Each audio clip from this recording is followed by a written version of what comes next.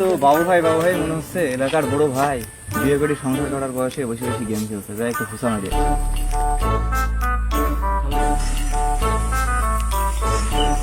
আরে বাবু ভাই নাকি?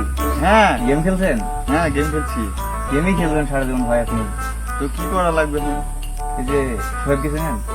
শোয়েব, ওই সেলিমের ছেলে শোয়েব? হ্যাঁ, হ্যাঁ চিনি তো। ও তো কিছুদিন আগে ভাই বিয়ে করে ফেলছে।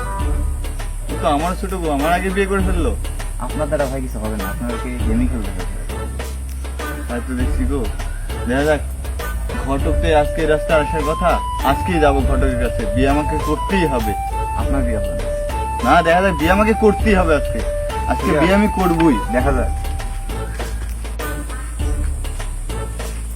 আজকে ঘটকে খুঁজবই।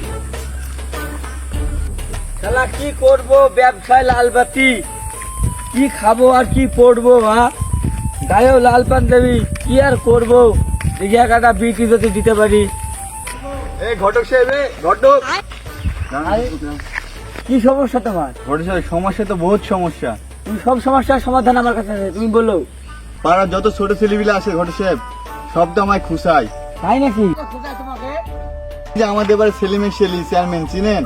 হ্যাঁ অবশ্যই চিনি। বিয়ে তো করছে, কিন্তু আমার তো বিয়ে হয় না। ওর বিয়ে তো আমিই দিয়েছি, বিয়ে তো করবে। বলেন কি, বিয়ে দিছেন ওর আপনি? হ্যাঁ তাহলে তো আমারও একটা বিয়ে দিয়ে দেন ঘটক সাহেব। অবশ্যই। একটা সুন্দরী রূপবতী মেয়ে আছে, বিয়ে তো দেয়াই যায় যদি কিছু পাওয়া যায়। সবই তো পাবেন যদি বিয়ে দিয়ে দেন আমার। হ্যাঁ তাহলে তো আমি রাজি। ঘটক সাহেব এলেন, পকেটে মানি, আর এখনই চলেন মেয়ের বাড়ি।